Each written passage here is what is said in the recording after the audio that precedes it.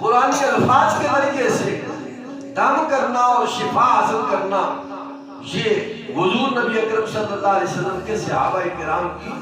سنت سے چلا آ رہا ہے۔ اور پھر حضور علیہ السلام کے ان صحابہ کرام نے وہ 30 بکریاں دی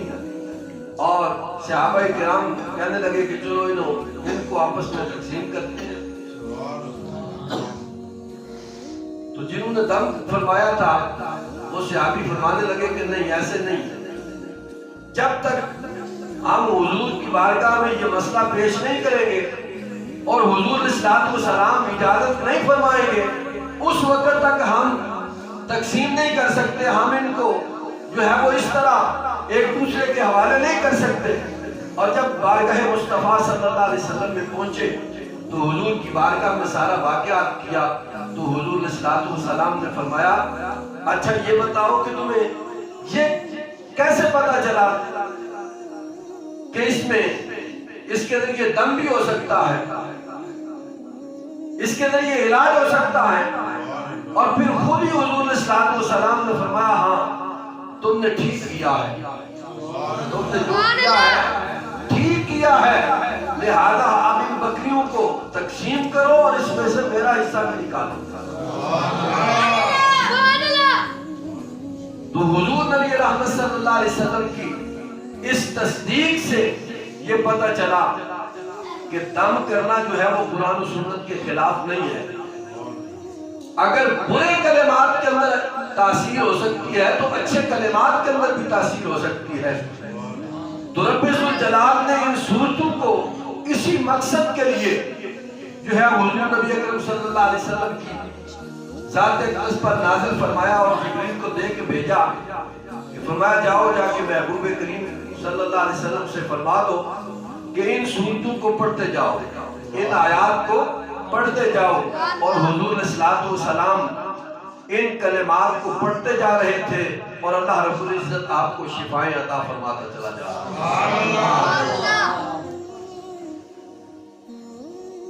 تو اللہ رب العزت نے اپنے حبیب صلی اللہ علیہ وسلم کو مخاطب کر کے فرمایا قل، اے حبیب آپ فرما دو۔ گویا یہ کلمات، یہ دعائیں، یہ وظیفہ، یہ آپ اپنی زبان سے بھی پڑھیں،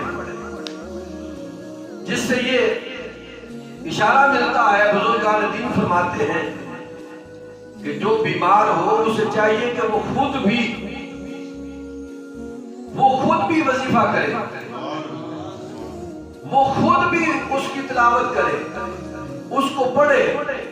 اور جب اس کو پڑھے گا تو پھر اس کی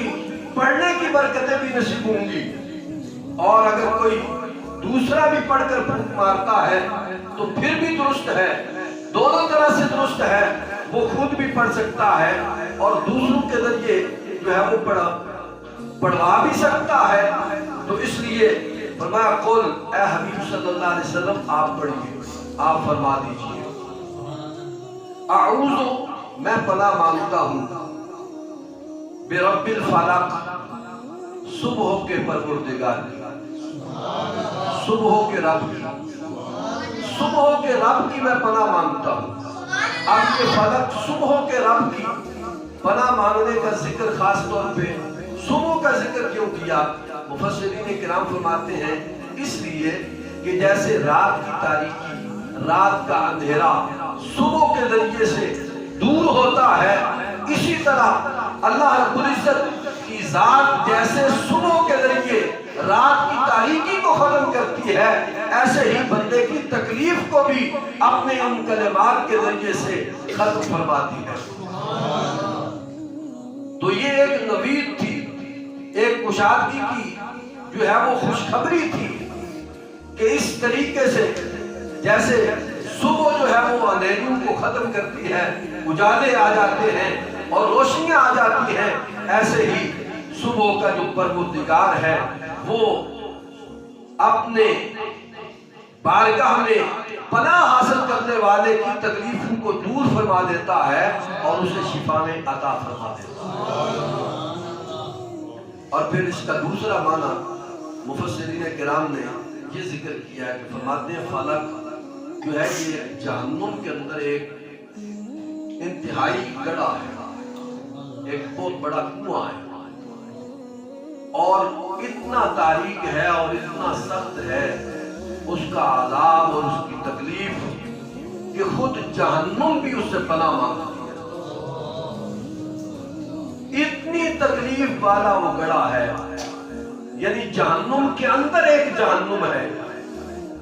اور اتنی سخت ہے کہ خود جہنم بھی اس سے پناہ مانگتی ہے. تو کہا کہ محبوب صلی اللہ علیہ وسلم آپ کہیے کہ میں صبح کے رب کی پناہ مانگتا ہوں، یا دوسرے معنی کے مطابق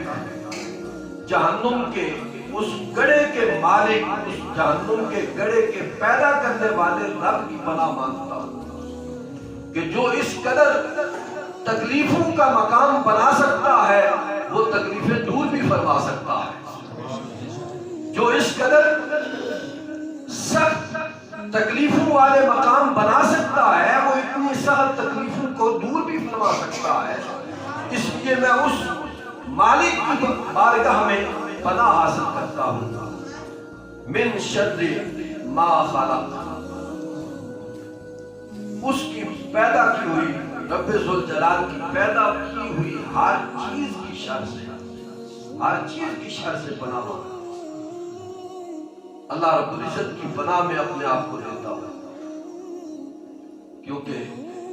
جتنی بھی مخلوقات ہیں ہر ایک کے اندر خیر بھی ہے، شر بھی ہے، خیر بھی ہے اور شر بھی ہے، اور اس لیے ہر ایک چیز کی شر سے اللہ رب العزت کی پناہ مانگنی چاہیے، اور جو اس کے اندر خیر ہو وہ اللہ رب العزت کی بارگاہ سے مانگنی چاہیے. یہاں تک کہ کھانا کھا کر جب ہم دعا کرتے ہیں اور اللہ رب العزت کی بارگاہ میں التجا کرتے ہیں تو یہ دعا کرنی چاہیے کہ مولا اس کھانے کی خیر مجھے عطا فرما اور اس کی شر سے مجھے محفوظ فرما. تو اللہ کی بنائی ہوئی ہر چیز کی شر سے اللہ رب العزت کی پناہ میں اپنے آپ کو دیتا ہوں. وَمِن شَرِّ غَاسِقٍ إِذَا وَقَبَ، اور اندھیری رات کی شر سے جب وہ چھا جائے، جب وہ پھیل جائے. اندھیری رات کا ذکر بھی اس من شر ما خلق کے اندر موجود ہے. یہ بھی اللہ کی بنائی ہوئی ہے. اندھیری رات